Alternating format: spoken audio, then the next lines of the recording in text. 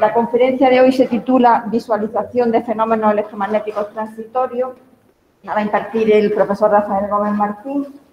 Él es profesor emérito, ya no tiene relación contractual con la Universidad de Granada, pero profesor emérito sea ella siempre porque es una denominación vitalicia.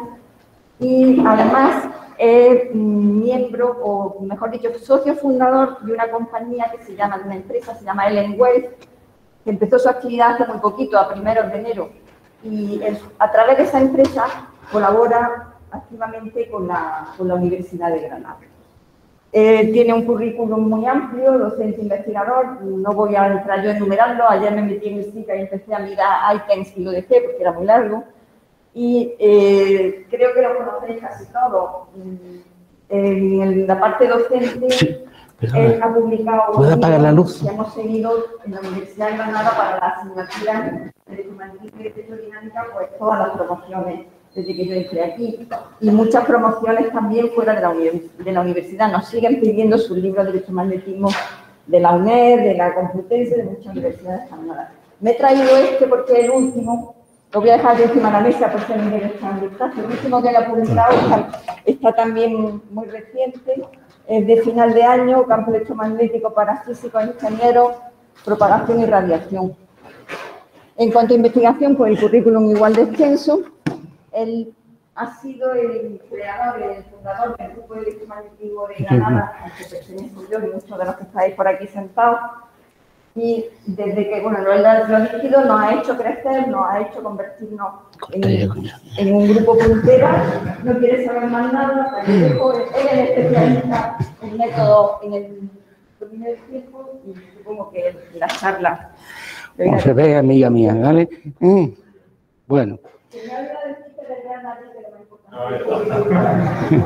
¿Qué ha dicho? No sé lo que ha dicho. Bueno, pues buenas tardes ya a todos.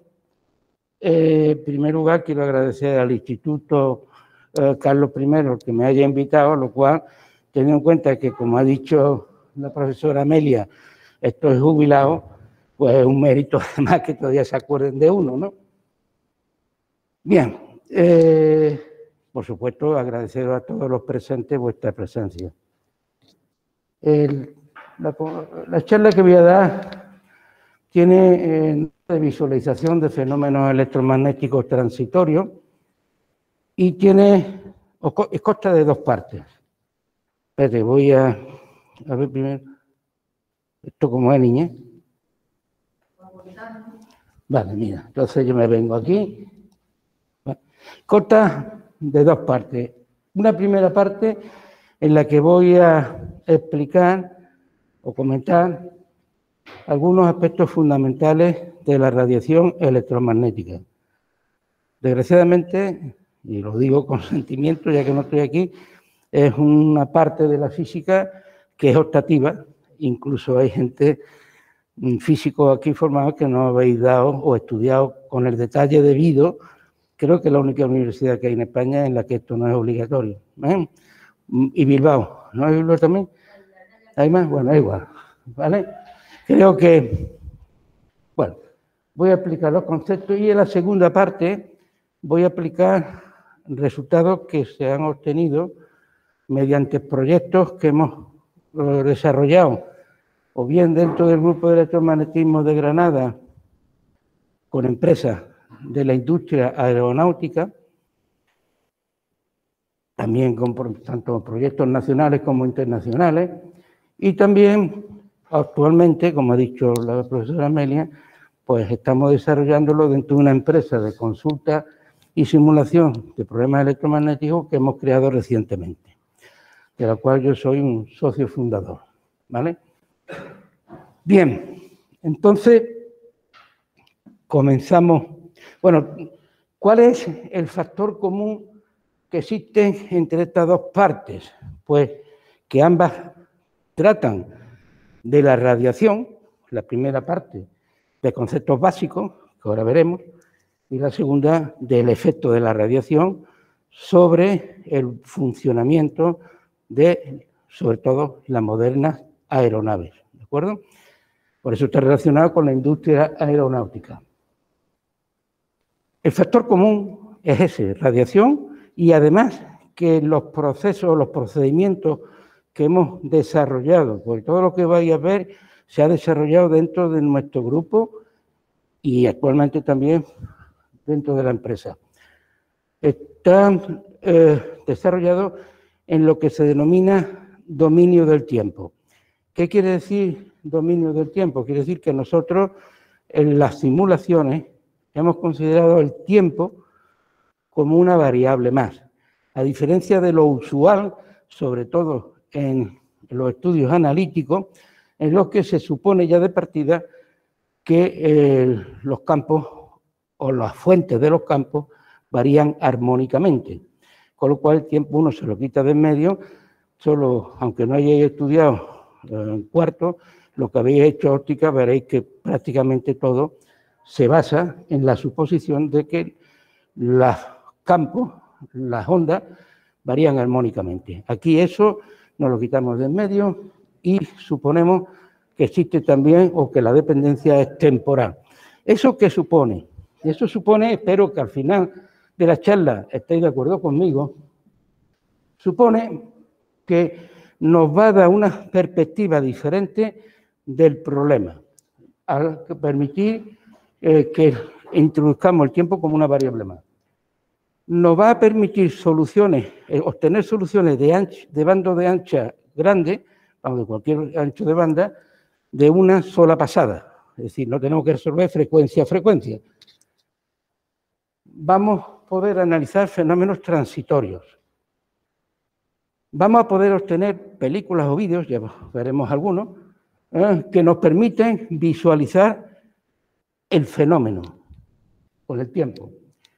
Y además, como estamos manejando el tiempo, se cumple el principio de casualidad y entonces podremos diferenciar cuál es la causa y cuál es el efecto y buscar en cada momento qué causa provocó tal efecto.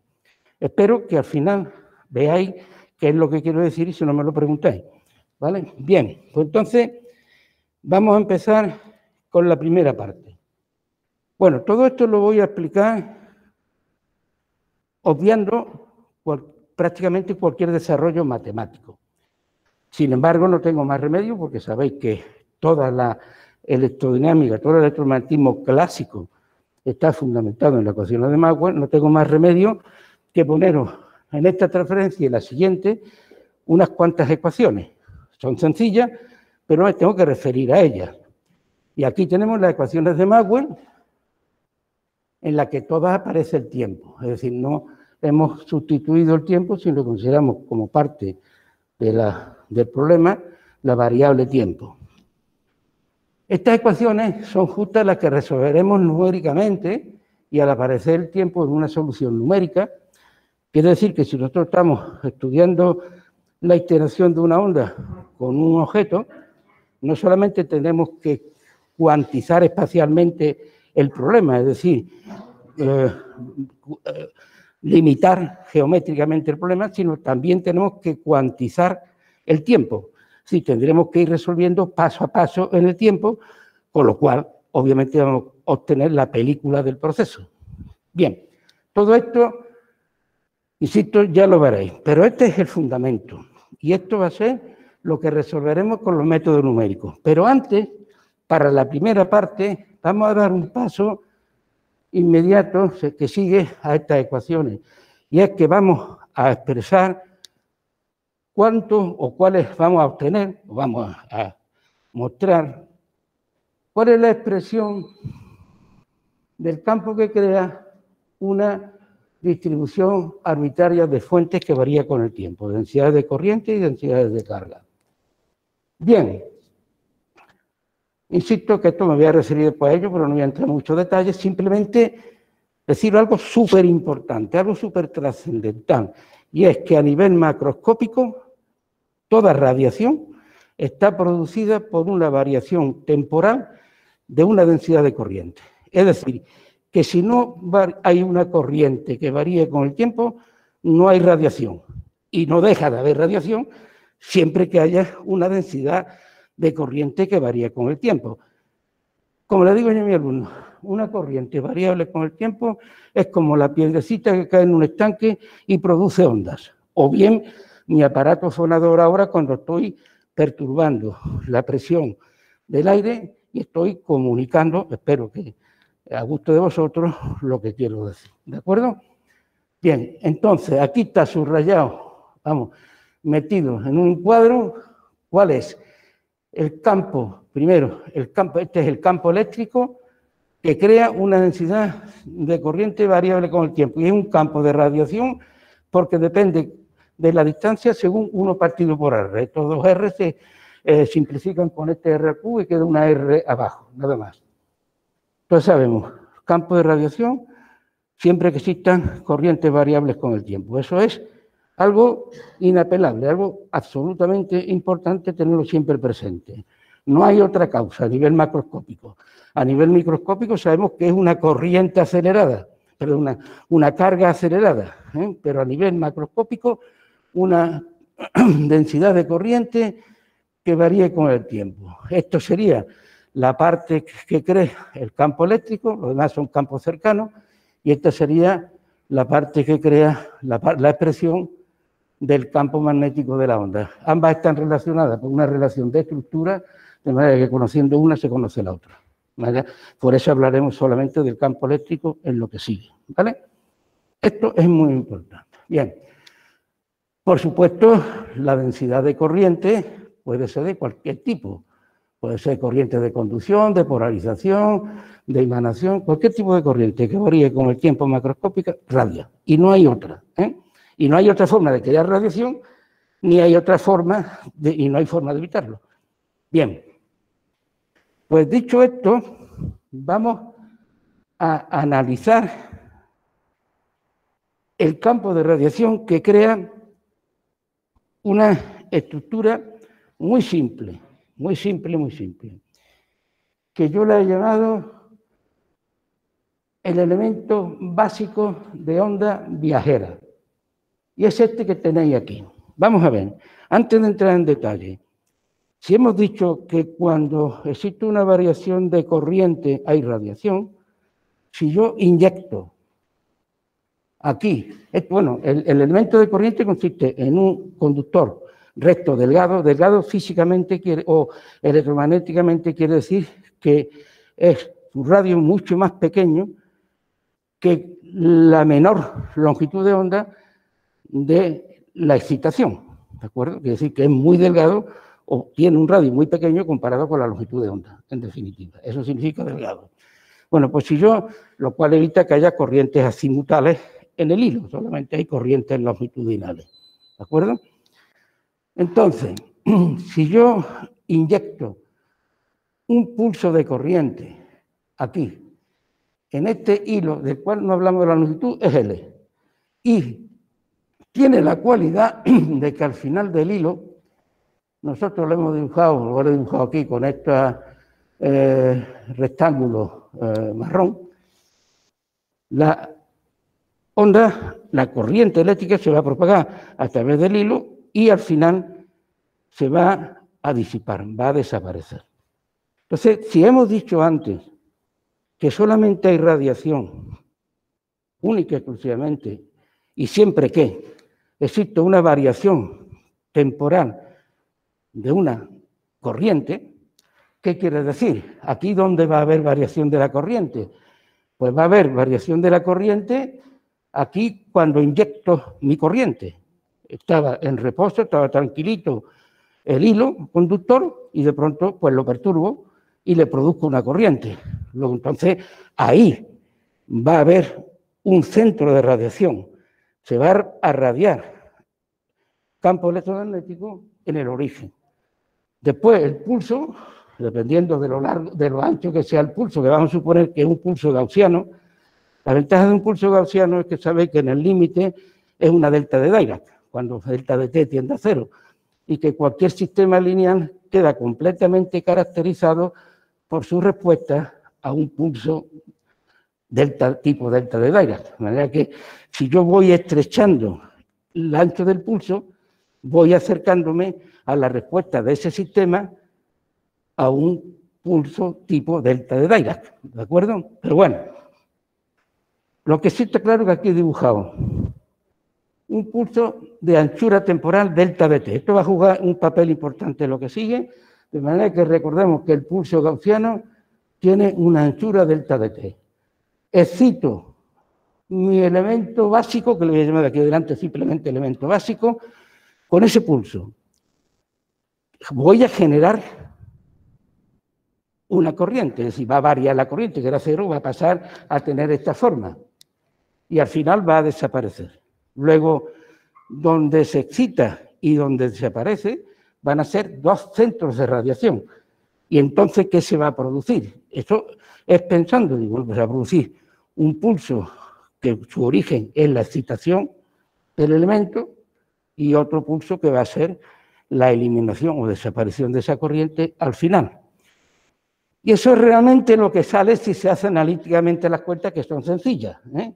No, yo voy a omitir las cuentas, pero si yo hago las cuentas, que fijaros si son sencillas, que prácticamente están condensadas aquí, pero no las voy a comentar, al final, ¿qué es lo que obtengo? Pues tengo que el campo radiado es un pulso, este pulso de aquí, que se originó aquí, que será un pulso positivo, y este pulso de aquí, con la misma forma que la corriente con que cité, que es cuando desaparece ese corriente. Y entre uno y otro, este está adelantado, se sucede un tiempo previo, porque naturalmente sucede en la excitación, y el segundo, un tiempo posterior, que viene dado por este valor, que es este de aquí. ¿De acuerdo? Ahora vamos a comentar más esto, porque esto es muy importante. Entender este comportamiento es muy importante, lo vamos a comentar más detenidamente. Y además, resulta que el campo de radiación tiene un factor multiplicativo que modula la amplitud de los pulsos, que depende de teta, del ángulo teta en el que yo esté mirando o observando el campo. Vamos a la siguiente transparencia, donde todo esto lo vamos a visualizar mejor. Volvemos a tener nuestra expresión del campo de radiación. Y esto es lo que se ha producido. Aquí tenéis la película de lo que está sucediendo, abajo. Fijaros cómo se va produciendo. Ahora, esto va a casar totalmente con lo que estoy diciendo. De manera que primero atender aquí y después, digamos, esto es la película, porque el tiempo, como decía antes, como haber resuelto para instantes diferentes, uniendo todas las soluciones para distintos instantes, obtengo la evolución, la película de lo que está sucediendo. Bien, pues entonces, aquí, ¿qué es lo que tenemos? La expresión de antes, el campo de radiación, que están separados un pulso de otro, de manera que donde finaliza entre la distancia, el tiempo, vamos, transcurrido, desde donde termina el primer pulso que se genera en la excitación y donde termina el segundo pulso, que es el que se genera donde desaparece la corriente, es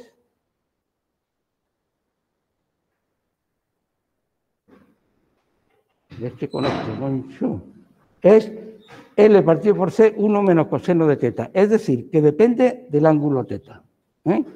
Esto es muy importante. ¿Qué ocurre? Ocurre que si este tiempo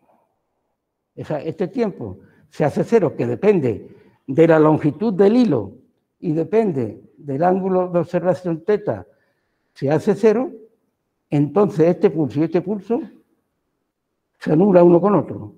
Eso es lo que explica por qué las antenas que se denominan pequeñas, eléctricamente pequeñas, son tan malas radiadores, son muy malos. Eso fue un problema cuando se utilizaban los teléfonos móviles al principio. Eso fue un dolor de cabeza diseñar antenas pequeñas que fuesen buenas. Lo que pasa es que también lo de buena y mala depende si es para emisión o para recepción. Una antena que no se puede emitir para emitir puede recibir bien o puede ser válida para recibir. Pero vamos, esta es la explicación de por qué las antenas pequeñas, o sea, porque fijaros que esto puede ser 0, este término puede ser 0, bien, porque teta se haga 0. ¿Me va a poner una pregunta? Pero sería porque coseno de teta se haga 1, es decir, teta sea 0 en la dirección del hilo, por lo cual 1 menos 1 es 0, o bien porque L sea muy pequeña. Si L es muy pequeña, es cuando realmente también se hace 0 y ocurre esto que estamos diciendo aquí, ¿vale? ¿De acuerdo? Que no hay radiación. Además, hay otra cosa importante, y es que si esta distancia de aquí se hace igual a delta de t, entonces resulta que donde empieza donde termina el primer pulso, empieza el segundo. Entonces se solapan, hay un overlapping, se solapan los dos pulsos. Y entonces es lo que está aquí para tetas mayores que ese ángulo que se obtiene de aquí, teta sub c, que le llamaremos ángulo crítico, que viene dado por esta expresión, resulta que es donde empieza a haber un overlapping, un solapamiento. Para ángulos mayores, los dos pulsos son diferentes, y para ángulos menores ya el solapamiento se va anulando hasta que llega a hacerse 0 cuando teta se haga 0. ¿De acuerdo? Es decir, que son conceptos sencillos que se manejan, y aquí, vamos, esto sería, por ejemplo, que estábamos en la película, ahí se ve lo que estamos diciendo. Fijaros, en este caso, perdón,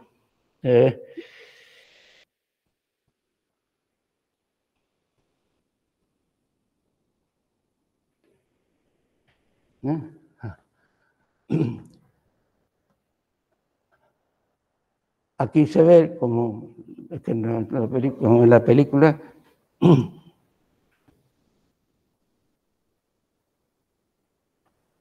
se va produciendo los pulsos, y donde existe, en este caso, pues la longitud era de 10 metros, el valor de G de la función gaussiana era 9, y el ángulo crítico donde empiezan a solaparse son 17,8 grados, que coincide con este de aquí, que es donde se ve que están solapados. Para ángulos mayores ya no existe solapamiento, que es esta zona de aquí, y para zonas, ángulos más pequeños, el solapamiento sigue existiendo hasta que se hace 0. Es decir, que esto es como radia el elemento básico. Esto es sencillamente un fotograma. Esto de aquí es un fotograma. Este sería el elemento básico, y para ángulos que van de aquí a aquí, hasta este ángulo, que serían 17 grados, 18 prácticamente, se solapan las dos. Y además es donde hay máxima radiación. En donde empieza el solapamiento es donde existe la máxima radiación de este elemento radiante. Bien. Por cierto, que en la literatura, incluso en la literatura científica, como las antenas de hilos se diseñan para que radien lo máximo, normalmente se diseñan para que emitan donde empieza el solapamiento. Y se suele decir que la radiación es la derivada del pulso, porque esta es la forma de la derivada del pulso gaussiano, pero eso no es correcto. Eso es correcto solamente ahí, donde están empezando a ver el solapamiento, y entonces resulta que se parece el campo radiado, este de aquí, que es donde empieza a haber solapamiento, con la derivada del pulso gaussiano con el que he citado. Bien. ¿Qué pasaría si la excitación de ese hilo, en vez de ser con una señal tipo pulso, fuese con una señal armónica? Pues pasaría lo mismo. La razón por la que lo pongo, bueno, esa antena de hilo largo excitada por una señal armónica, tiene un nombre, se llama antena de Beveridge, y es una antena muy, muy utilizada en comunicaciones para recepción a baja frecuencia. Pero el funcionamiento es el otro, exactamente que lo que acabamos de decir. Y lo que tengo aquí escrito es la particularización de la expresión para los dos pulsos para el caso en que la señal sea armónica. Y curiosamente no, se obtiene lo que tendría que obtenerse, es la expresión de cualquier libro clásico para esa antena, veréis que no es más que una antena de hilo, excitada aquí sobre tierra, como la que estoy viendo aquí.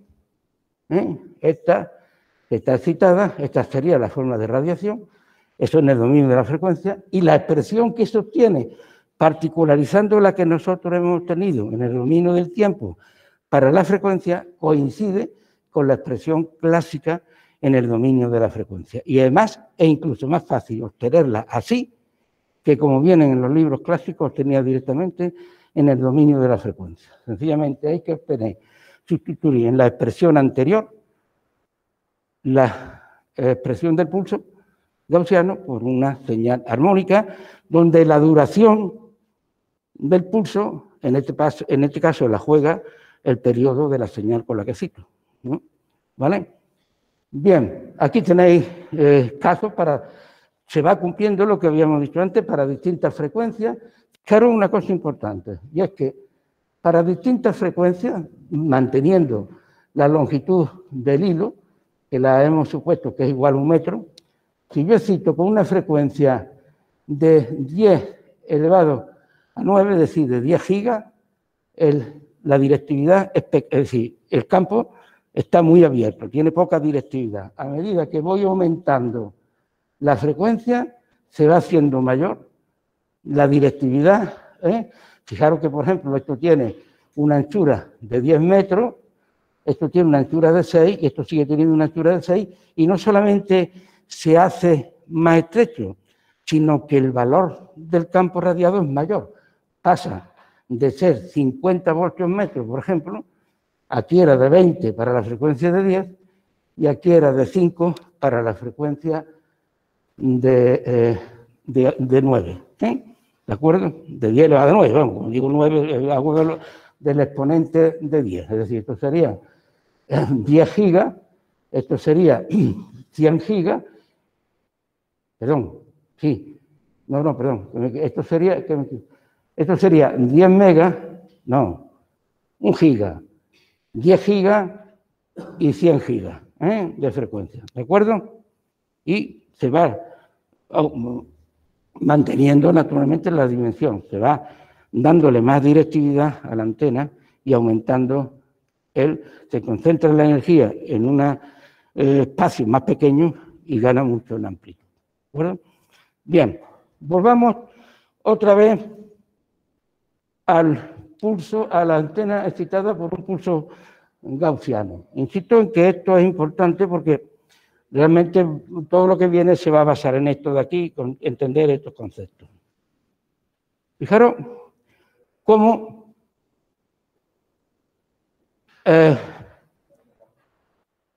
a medida que el pulso gaussiano, porque esto está hecho para distintos anchos del pulso gaussiano. Esto era con G 1,5 por 10 elevado a 5, esto es G 1,5 por 10 elevado a 9 y esto es G 1,5 por 10 elevado a 11. A medida que voy excitando el elemento básico con un pulso cada vez más estrecho, fijaros lo que va sucediendo. Cuando lo excito con un pulso del G igual a 5, vamos, G y 5, G, bueno, en un pulso gaussiano, todos lo sabéis, esto es G, el valor de la exponencial del pulso gaussiano. A medida que voy aumentando G, 10, 5, 9, 11, primero, para este valor siempre existe overlapping, es decir, siempre existe superposición de los dos pulsos. No hay zona en la que no exista. Es muy mal radiador, realmente viene a hacer otra vez la antena eléctricamente pequeña que radia mal, un ancho, o sea, el frente de onda es muy amplio. Fijaros que aquí, bueno, aquí veis a la derecha, ¿qué ha pasado aquí? Vaya por Dios, un momentito.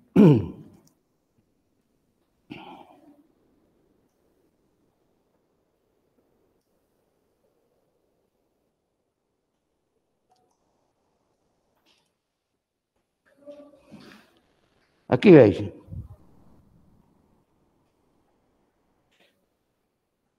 A la derecha, fijaros el frente de onda, son de 3 por 10 elevado a 4 metros, es decir, de 30 kilómetros. Y además, la amplitud máxima es 0,2 voltios metros, por ser el pulso muy ancho. Aquí voy estrechando el pulso. Bueno, esto me ha parecido ahora que tenía que no haberme aparecido, pero bueno, voy a, si voy... Todavía, esto tiene que aparecerme después.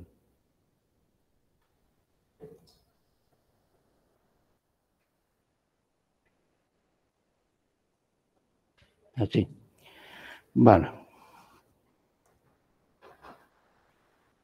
Aquí voy aumentando, voy disminuyendo el ancho del pulso, aumentando G a 9, y aquí ya el frente de la onda pasa a 5 metros de nada menos que de 30 kilómetros, por haber pasado G del valor 5 a 9. Y este ya es G11, ya estos ya son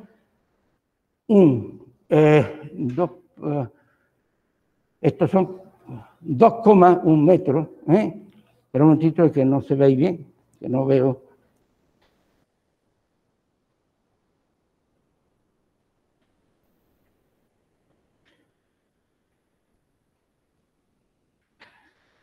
Que ya decía yo que se veía mal. Esto es nada...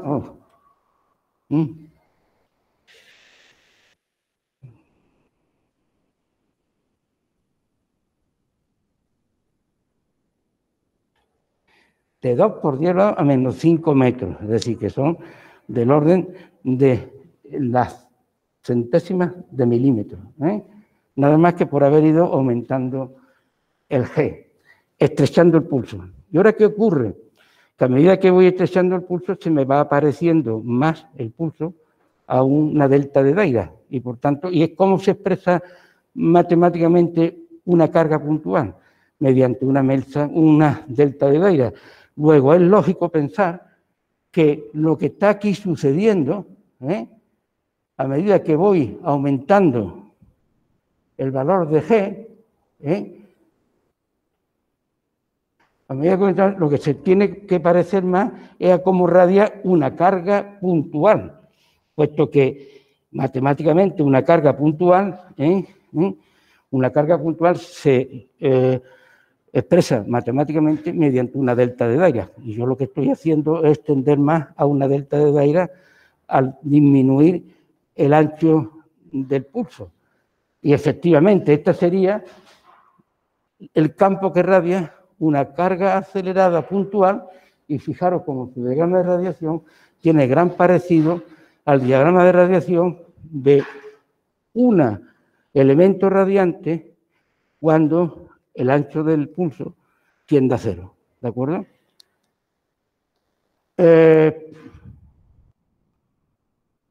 Vamos a ver.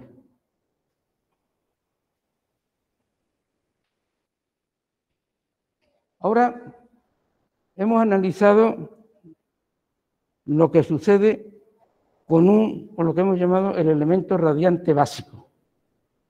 Bueno, si yo quiero estudiar una estructura de hilo que tenga una forma, por ejemplo, como esta espira, es decir, que tenga curvatura, pues nada me impide el aproximar esa estructura mediante un polígono inscrito. Mira, a mí este palito me está dando mierdía. O sea, estoy aproximando una circunferencia, una espira, mediante una sucesión de elementos básicos, que a medida que hago tender el número de ellos a un número mayor, prácticamente van aproximando a la esfera. Y fijaros que los extremos de esos elementos radiantes, si lo que antes llamábamos absorbente porque se parecía a la corriente, ahora lo que se convierte realmente es en otro hilo conectado a sus extremos que absorbe la corriente. ¿De acuerdo? Es decir, que si yo hago tender n, pues en este caso ya es para 24, si lo hago tender cada vez mayor, pues prácticamente yo estoy teniendo la circunferencia. Pues bien, efectivamente, si yo hago eso que he dicho, concretamente los resultados que voy a mostrar ahora mismo son para n igual a 90 que he elegido, ¿qué es lo que cabía esperar ahora? Si yo excito una antena de hilo circular. Antes de mirar eso, ¿qué espero? Vamos a ver, estoy excitando un extremo de la antena. Se va a propagar la onda por todo el hilo circular y va a desaparecer si tengo un material absorbente al final, igual que desaparecía con el hilo. Luego voy a tener un pulso de radiación cuando excito, otro pulso cuando desaparece, pero por medio que le ocurre, que hay una aceleración centrípeta y hay radiación siempre que exista aceleración. Luego entonces voy a tener ahora 3 frentes de onda, el que se generó cuando excité, el que se genera cuando la excitación, la corriente ha recorrido todo el hilo y llega al extremo y desaparece, y la que me va radiando a medida que se va propagando la corriente por el hilo, en este caso por aceleración, pero centrípeta, porque siempre que existe aceleración se radia. Y efectivamente es lo que aquí vemos, y además el frente de ondas que se genera porque la corriente se esté acelerando centrípetamente, pero con velocidad constante, simplemente que va cambiando la dirección, es decir, el módulo permanece constante, pero va variando.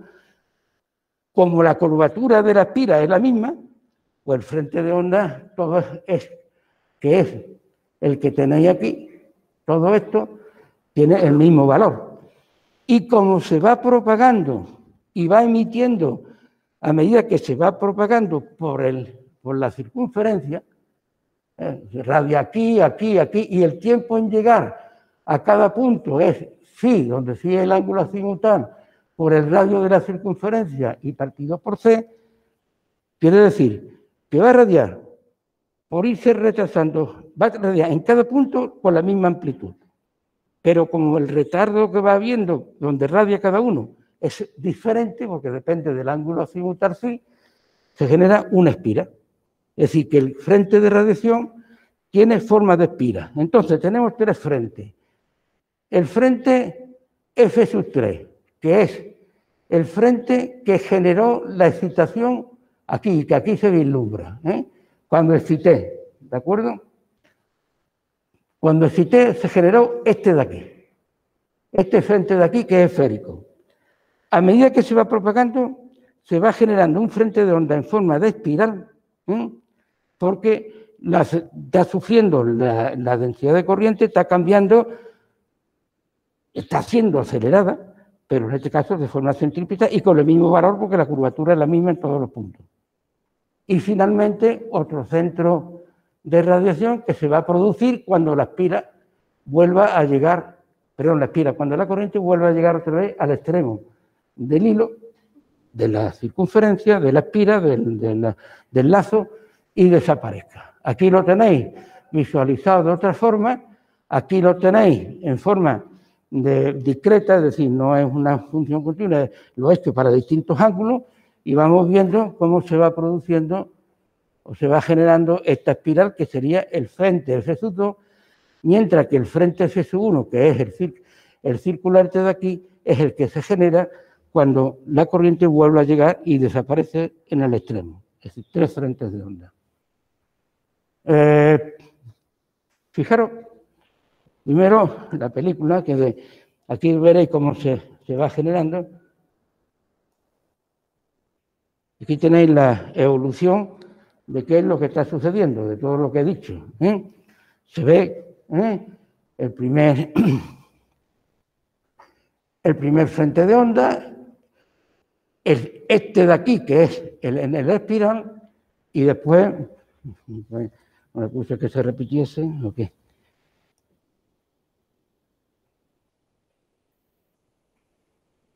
En fin, que es lo que estoy diciendo, que realmente lo que hay aquí a la izquierda. Y bueno, ¿y qué distancia tiene que haber necesariamente entre, o qué tiempo tiene que haber transcurrido desde que se generó el primer pulso de onda, el primer frente de onda que era el generado por la excitación y el frente de onda generado porque desaparezca el pulso de corriente.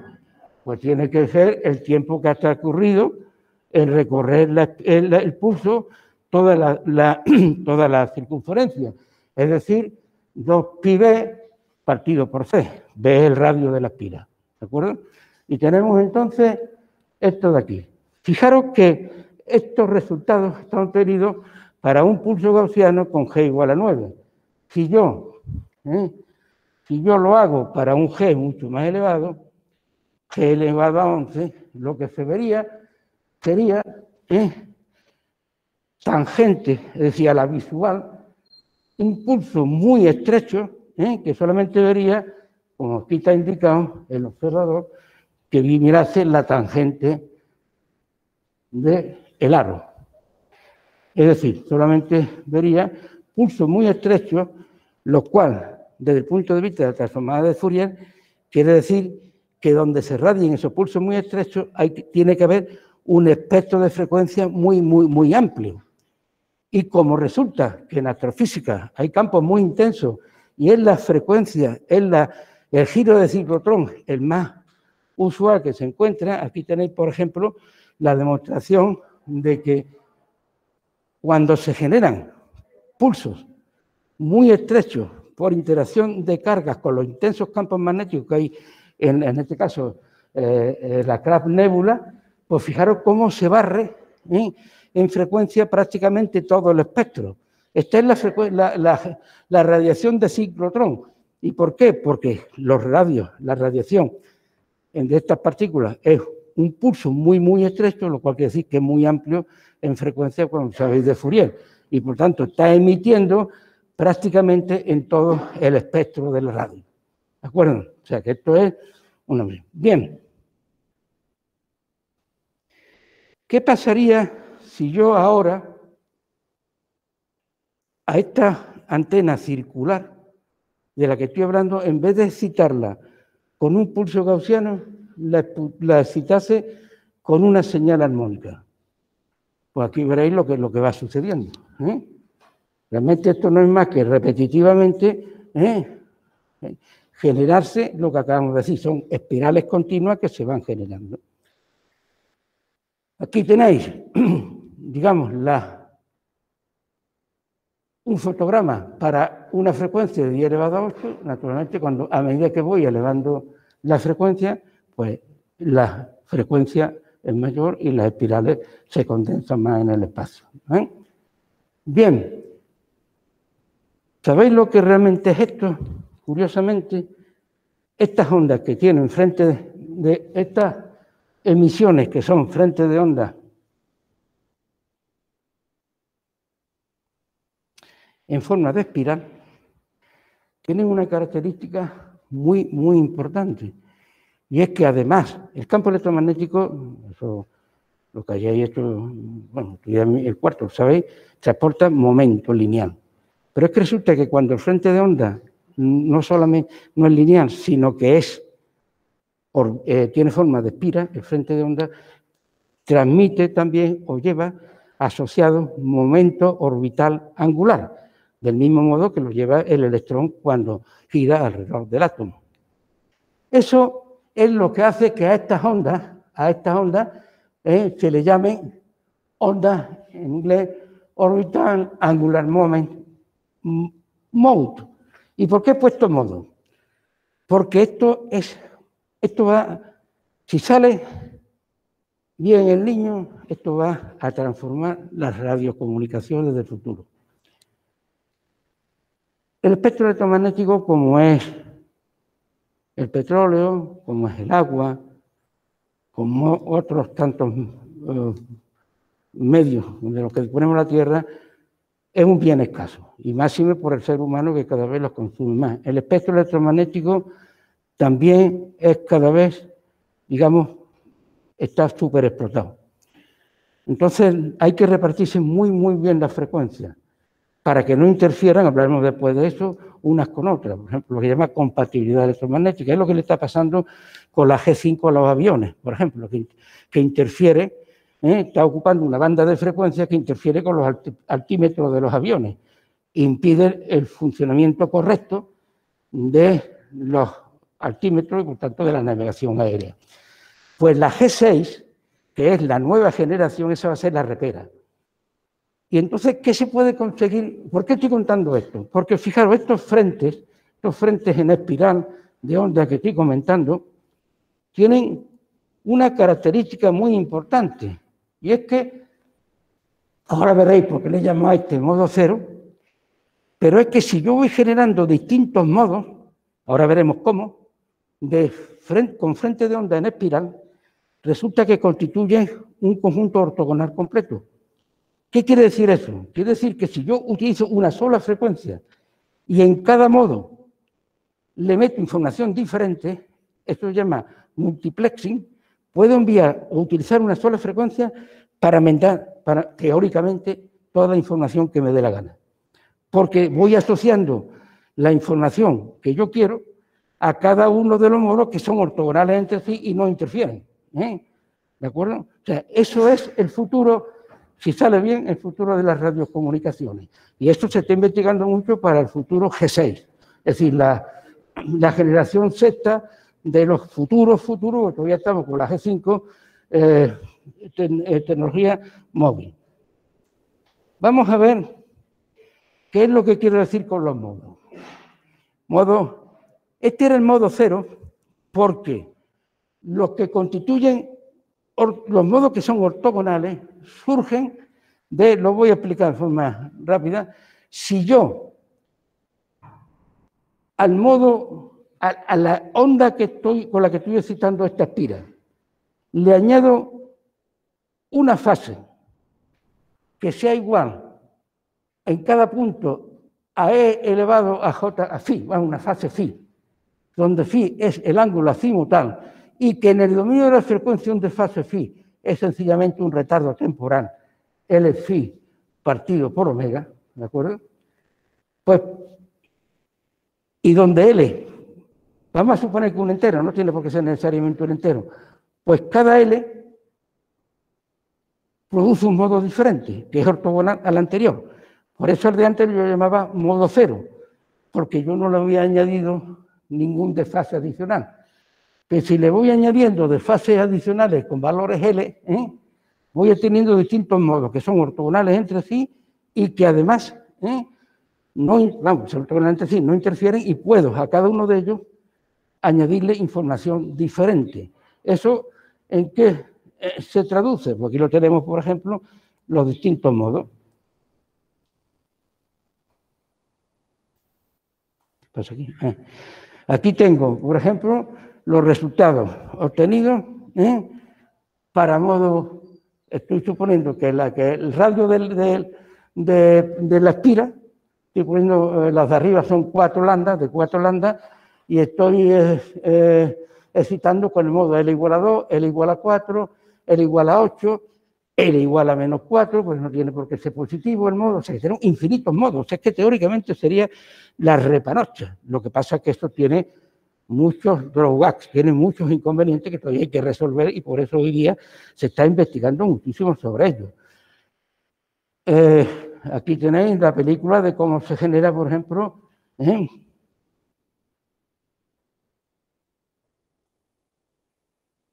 este sería el modo para 4 para un radio de la espira de 4 lambdas. Así se van generando, como ya dijo, que trabajando al mismo tiempo podemos ver cómo se van generando esos frentes espirales que cada uno lleva un momento angular diferente, pero que a nosotros eso, que significa eso, que tiene un momento angular diferente, desde el punto de las radiocomunicaciones lo que importa es que son ortogonales entre sí, ¿de acuerdo? Y que puedo mandar yo a cada uno de estos modos, le meto una información diferente y con una sola frecuencia me resuelvo todo el problema de lo exacto que está el espectro de frecuencia, porque está súper utilizado. Eso es una de las cosas a las que se está investigando profundísimamente, pensando ya en la generación sexta de los móviles. ¿De acuerdo? Estamos todavía en G5.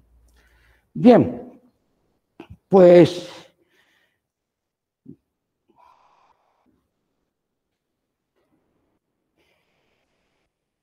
voy a brevemente decir, como he dicho, esto sería la red panocha, sería si se pudiese utilizar, pero hay muchos inconvenientes. Es un problema técnico.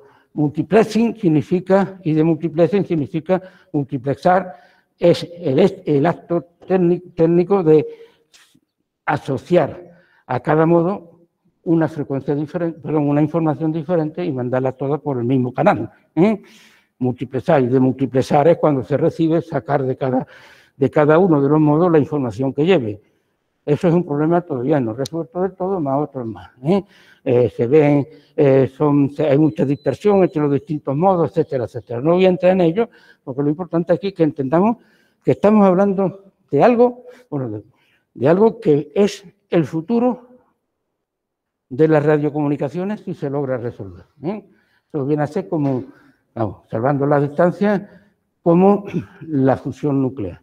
Para la energía, pues esto sería para las comunicaciones. Mandar información diferente con distintos modos. Bien. ¿Qué pasaría ahora si yo, en vez de tener solamente un polo, tuviese dos polos de la antena y hiciese una antena?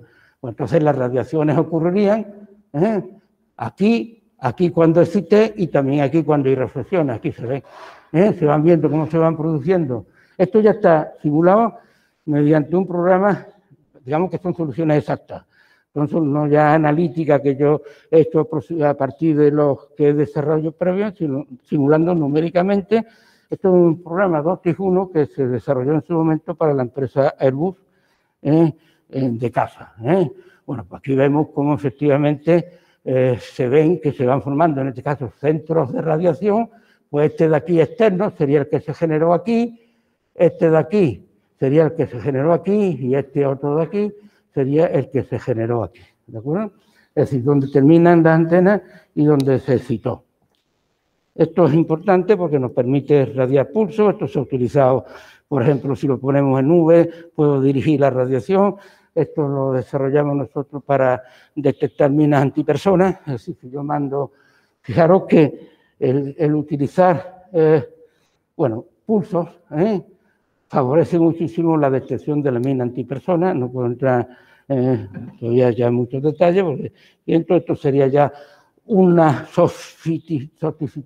sofisticación de lo que acabamos de decir, pero esto es intuitivo porque parece una tontería. Nosotros aquí lo que hemos hecho es, basándonos en los principios que he comentado antes, diseñar una antena que emita pulsos optimizados. Fijaros, esto requirió, para que vean, luego digo para los estudiantes, esto requirió, primero, desarrollar un método numérico especial que se desarrolló conjuntamente con la Universidad de Pensilvania en Estados Unidos. El método numérico permitía simular esto.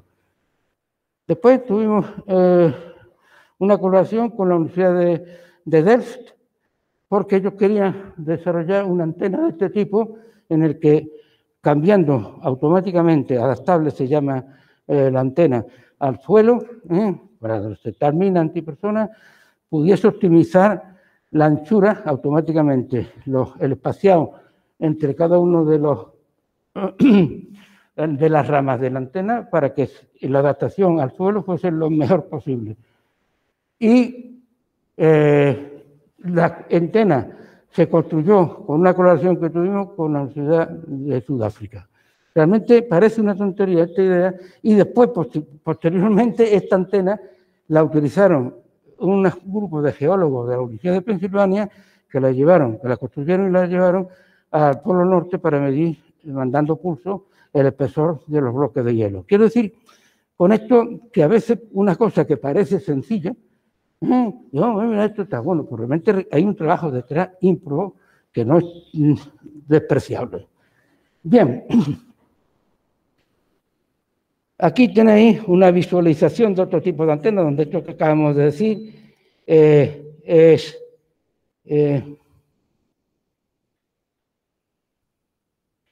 Vamos a ver, aquí. Ah, o aquí, perdón. No, bueno.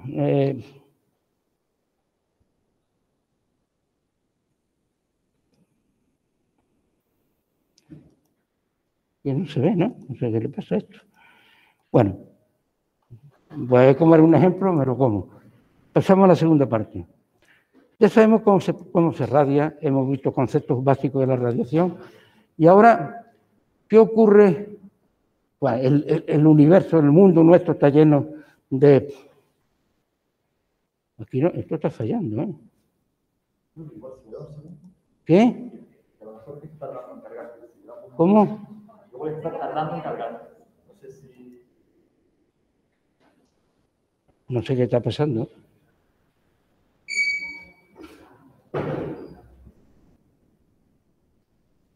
Realmente me he quedado a cuadro ahora. Cuando lo probamos antes funcionaba, ¿verdad? Sí, antes falló, ¿no?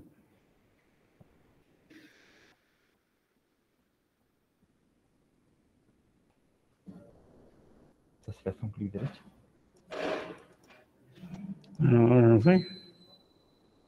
Tengo una idea de qué es lo que pasa. Madre del amor hermoso. Vamos a ver. Vamos a ver. Bueno, una película, ya no sé, ahora mismo ya me ha dejado, es que eso me deja helado porque todavía vienen muchas pelis. No sé si, espero que sea la única que falle, vamos a ver. Si no, lo miramos otra vez. Con esto, lo que quería enseñar, no, pero es que eso no es así, vamos. Nosotros queremos, ahora, lo que nosotros hemos trabajado con industria aeronáutica y seguimos trabajando nacionales e internacionales, estamos con China, con toda Europa, con Airbus España, es cómo interacciona una onda electromagnética con aviones y cómo evitar que malfuncione el equipo. Hoy día, cada día los aviones dependen más de la navegación aérea, de sistemas electrónicos que pueden mal funcionar si sobre ellos interactúa una onda electromagnética. Todos sabemos esto de apaguen los móviles cuando estamos o va a arrancar un avión, ¿de acuerdo? Bueno, pues entonces, pero lo que yo quiero mostrar aquí es que os fijéis, porque esto lo vamos a comentar más detenidamente, en cómo hemos modelado el avión mediante cubitos espaciales. Lo que es la geometría del avión, aquí está cubicado porque nosotros hemos utilizado un método que se llama método FDTD,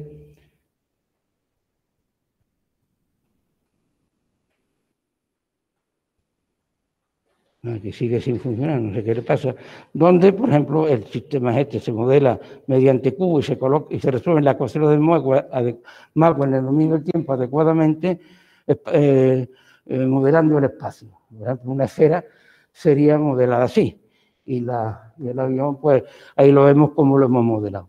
Esto es burdo porque, evidentemente, hay superficies curvas,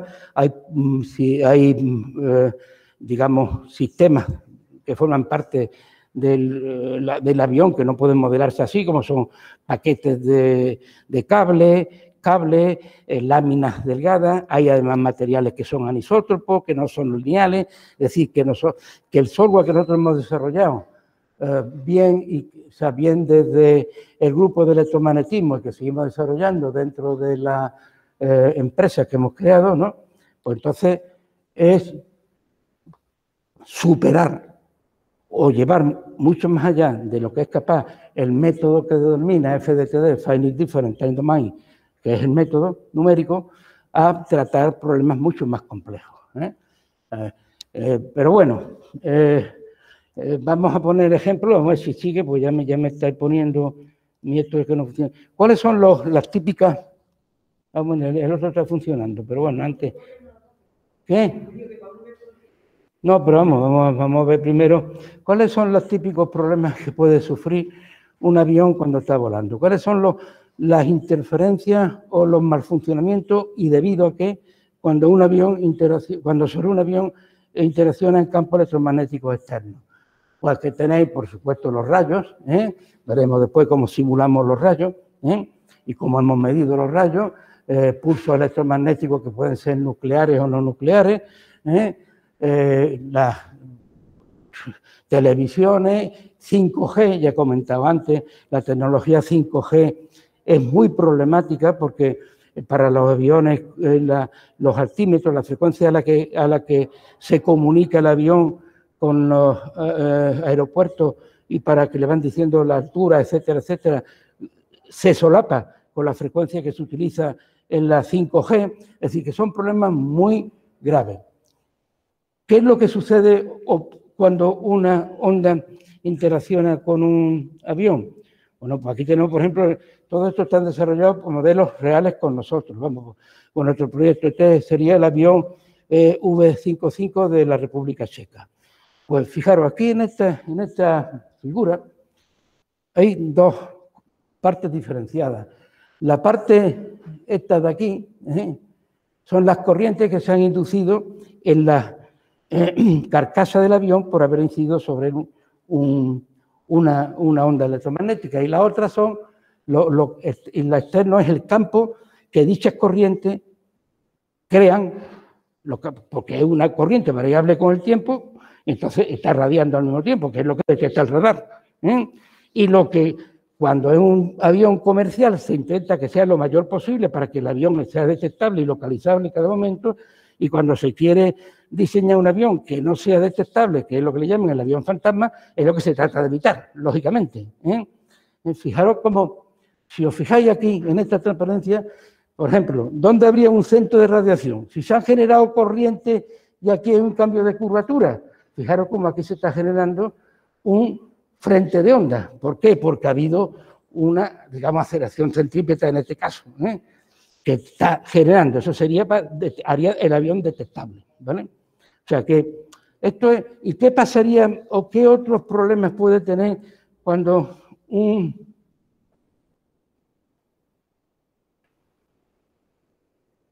sobre un avión, es el mismo modelo de avión, el checo, el EV55? Pues primero que se puede pasar es que no sale lo que yo quiero que salga, pero vamos a evitarlo. Fijaros cómo además a través de las aberturas el campo penetra en el interior y se produce resonancia.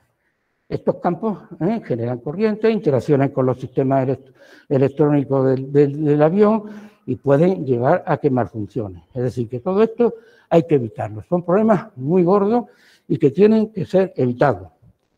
Con esa idea,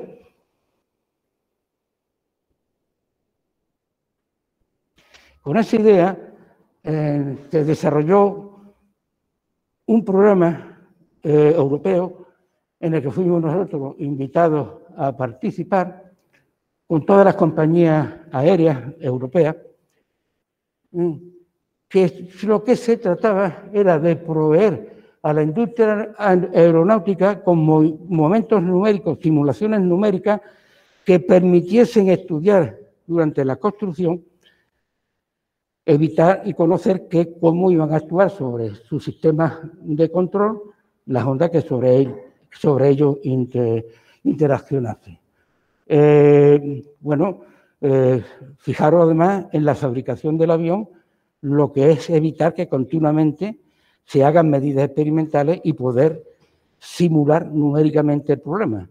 Eso es un ahorro en tiempo y dinero impresionante. De manera que eso era el interés y efectivamente nosotros tuvimos, esto duró desde 2009 a 2013 y resultados nuestros fueron incluidos en las guías de certificación de lo que se llama compatibilidad electromagnética. Se llama compatibilidad electromagnética porque lo que se trata es de que el avión sea compatible con las frecuencias que haya a su alrededor, es decir, que funcione bien. Se llama EMC, Electromagnetic Compatibility. Bien, bueno, pues después de eso nosotros hemos seguido trabajando. Actualmente tenemos un pequeño proyecto con INTA, con EBU, con la Universidad de Defensa China, con Huawei y otras empresas. Es decir, con lo que seguimos trabajando con el desarrollo de los programas que hicimos y que ahora se están optimizando vía el grupo de electromagnetismo que sigue funcionando, pero ya sin mi presencia, o bien dentro de la compañía que hemos creado, que es MWay. ¿De acuerdo? Bien, ¿cuál es la labor típica o cómo se planifica un estudio de la interacción de una onda con un avión? Pues lo primero que hace, que son los dos primeros puntos en rojo, nosotros le pedimos a la empresa, o nos lo da, es el modelo de CAD, es decir, del avión. O sea, nos dan, dice, bueno, pues la geometría del avión es y nos dan los datos, ¿de acuerdo? Mediante el NURBS o lo que sea, no voy a entrar en detalle. Depende de si quieren que sea o no secreto, nos lo dan de una manera u otra. Y entonces, una vez que nosotros tenemos modelos, por ejemplo, este sería el modelo del Eurofighter Typhoon, ¿de acuerdo? O sea, nosotros lo modelamos. En este caso, este sería un modelo de acuerdo con la cubicación que hablaba antes, ¿no? Después nosotros podemos, entonces, pues decimos, muy bien, lo cubicamos, lo preparamos, preparamos el método numérico, si lo vamos a excitar con una onda plana, si existen paneles. Hoy día, bueno, en un día, los problemas de la aeronáutica son tremendos, cada vez más. Primero, porque la electrónica es cada vez más sofisticada y depende más la aviación de los sistemas electrónicos que llevan a bordo. Fijaros aquí tenéis un ejemplo de lo complicado que puede llegar un avión. ¿De acuerdo? Entonces, cada vez más peligroso en ese punto de vista. Luego hay cada vez que tener más cuidado con el diseño para que no sean sensibles a las ondas que interaccionen con ellos, con las ondas electromagnéticas. Y entonces, bueno, se asigna, depende de lo que quiera estudiar. Además, un avión de hace 40 años o 50 años, a lo mejor le caía un rayo y no le pasaba nada, porque estaban hechos con materiales aluminio, con metales conductores. Pero hoy día, precisamente para que consuman menos gas, para que pesen menos, haya menos consumo de carburantes, etcétera, se utilizan materiales cada vez más complejos, sobre todo fibra de carbono, que es anisótropa, que no conduce, que deja pasar. Es decir, que a medida que se va desarrollando lo que es la tecnología aeronáutica de los aviones, es cada vez más complejo mantener el interior de los aviones libre de interacciones con ondas electromagnéticas. Bueno, pues aquí tenéis, bueno, entonces, dependiendo, quiero decir esto que, por ejemplo, si hay capas delgadas, anisótropas, etcétera, todo esto nosotros tenemos nuestros propios subrutinas que asignamos dependiendo del problema que queramos resolver. Bueno, este paso me lo he saltado, pero es importante. A nosotros nos dan un avión y no pueden de ya simplificado o no simplificado. Esto tratarlo en su total complejidad es imposible.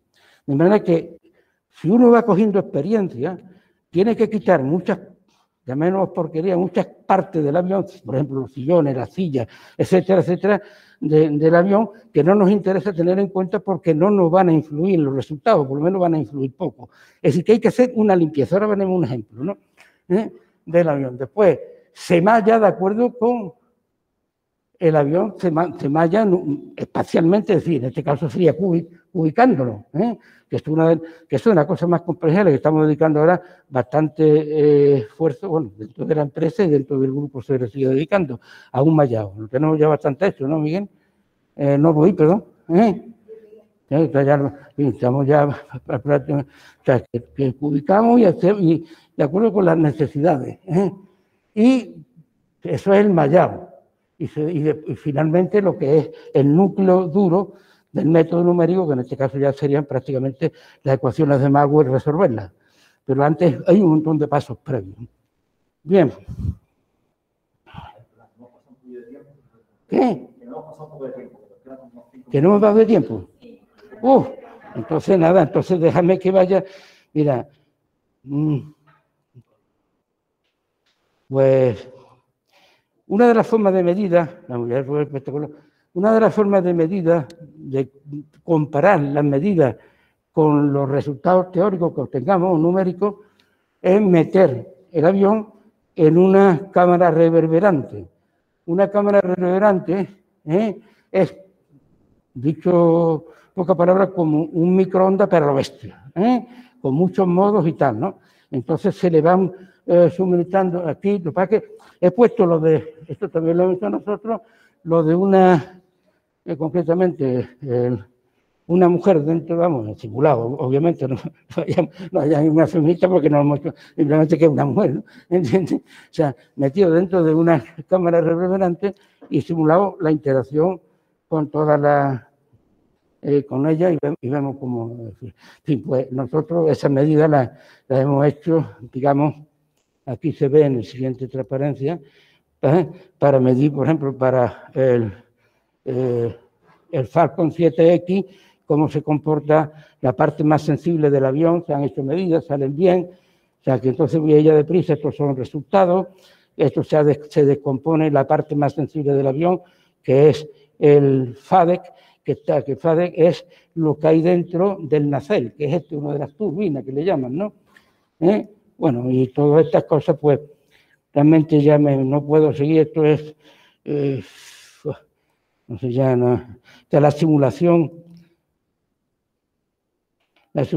de la interacción de un rayo con el sistema de aterrizaje de un Airbus A400, aquí se veía la película, pero sí es que quiere salir, sí que va.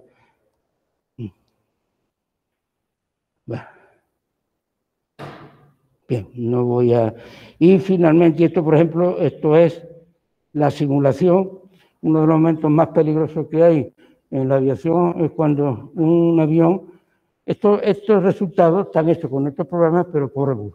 Es decir, nosotros no tenemos capacidad para hacer una simulación tan completa, pero aquí estamos viendo, por ejemplo, un avión nodriza,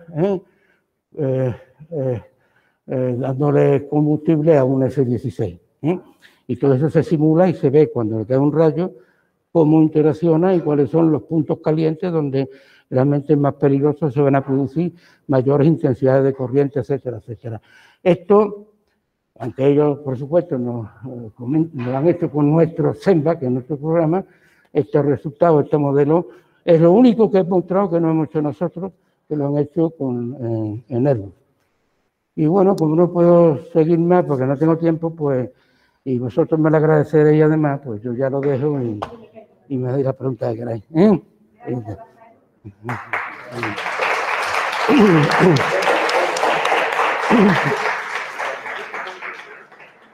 Bueno, perdón, un momentito más, perdona, mira, estos son los proyectos actuales que tenemos más otros más. Estos están, por ejemplo, con Ministerio de Defensa, con Airbus, con empresas, con Huawei, empresas de China, etcétera, etcétera. Nos falta gente. Lo digo esto para que veáis. Más otros que pueden surgir. Nos falta gente. Estamos escasísimos de gente. Así que si alguien... Admitimos cambios de área, ¿no? ¿Qué? ¿Vale?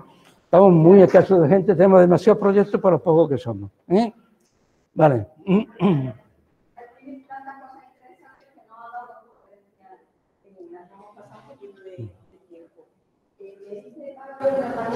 tiempo largo para discusión, pues igual lo podemos cortar un poco. Y que sepan que, como he dicho, que qué. Que tenemos un tiempo para discusión, para preguntar. No, sí, es que no tengo reloj, por eso me he pasado. ¿Alguien tiene alguna pregunta? Tengo una duda sobre la simulación.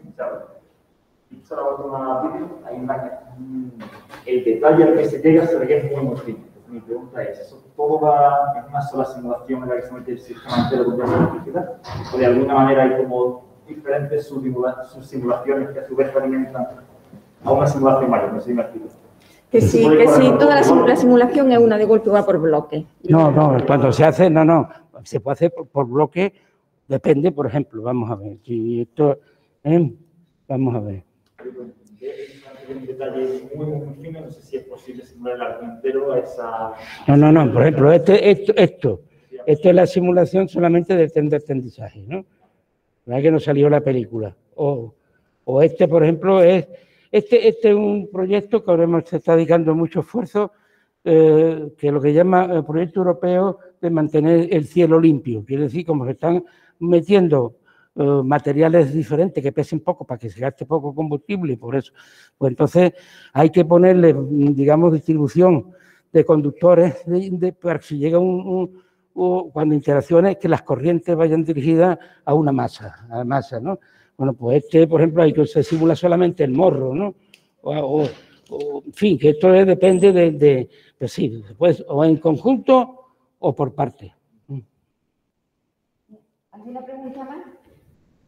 Yo tengo una solo, Rafael. El método que has presentado son resultados aproximados para calcular los campos de radiación, por ejemplo, de la antena Beveridge o del lazo. ¿En qué rango de validez tienen? ¿Cómo qué rango de? ¿Qué aproximaciones se han hecho de rango de validez? No, aproximaciones, vamos a ver. Esto de las aproximaciones teóricas que se han hecho es que se han despreciado pérdidas. Las pérdidas, porque, por ejemplo, es absurdo considerar que una onda que yo la inyecto irradia no se deforma. Pero la influencia de eso con respecto a la distribución de campos es muy pequeña. Es mucha influencia con respecto a parámetros, digamos que, como por ejemplo la impedancia de entrada, pero lo que es los campos prácticamente no se ven influenciados. O sea que realmente son aproximaciones, sobre todo no considerar las pérdidas, obviamente. O sea, si yo estoy irradiando, estoy perdiendo. Y si estoy perdiendo, se me está deformando la intensidad de corriente. Eso ya hay que recurrir a métodos, pero no, eso es lo que se hace en la teoría de antenas. O sea, no hay ninguna antena teórica de expresiones analíticas que consideren las pérdidas. Se diseña, se obtiene los campos analíticamente y después se miden experimentalmente o se simulan numéricamente.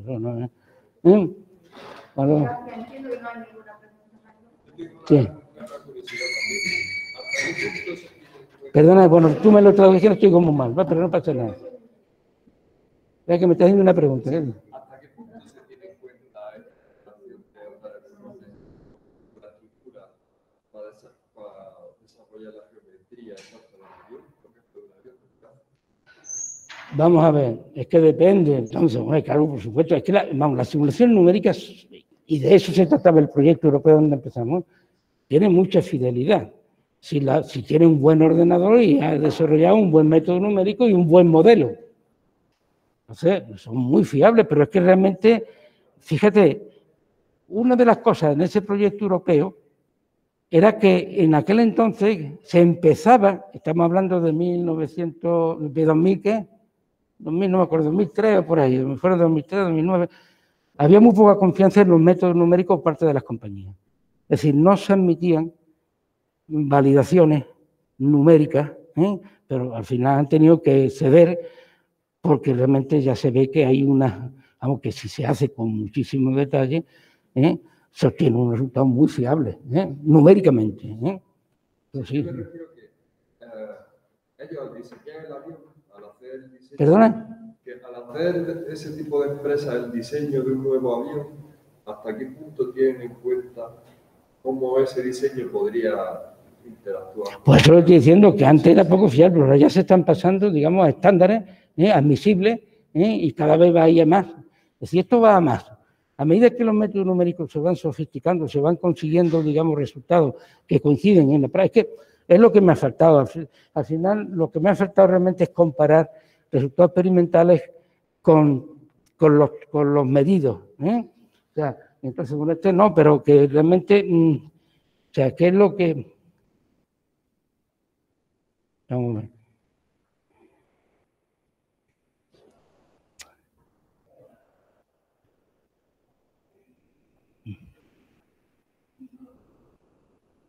Bueno, es que lo que te voy a enseñar son resultados, mira, que todo esto son resultados experimentales comparados con los, y se obtienen resultados muy buenos. Pero además, curiosamente, que es que realmente FSV es un programa que se ha desarrollado para, o sea, tú no puedes decir esto es bueno o malo. Hay un programa FSV que está desarrollado por psicólogos, por ingenieros, por matemáticos. O sea, que al que se dedica, es un rollo. Yo una vez lo intenté leer y eso no días que lo entendiese, ¿no? A mí nos lo dieron durante el proyecto europeo, nos lo dieron. Pero es un proyecto óptico, oftalmólogo. O sea, es un programa desarrollado en el que te dice si los resultados son buenos, muy buenos, excelentes, pobres o muy pobres. Te puedo asegurar que todos los resultados que obtuvimos con nuestras metodologías fueron o muy buenos o buenos. O sea, que todo esto está muy estudiado y muy hecho. O sea, no es decir que vaya un ingeniero y digo, este resultado me gusta o no me gusta. No, no. Tiene que pasar el filtro del FSV. Feature Selective PI con validation. Ya no me acuerdo, o sea, que no me acuerdo, o sea, que esto no es una... Esto me sale bien, no. Esto tiene que pasar un software que está validado por la IEQ, es decir, por las organizaciones internacionales. No es cualquier cosa. ¿No? Gracias, Rafael. Lo vamos a dejar aquí. Si tenéis alguna pregunta más, en el directorio de la UGV sigue saliendo Rafael Martín. Me mandáis algún correo. Mira, que haya dado tantísima información. Gracias. Bueno, venga, vale.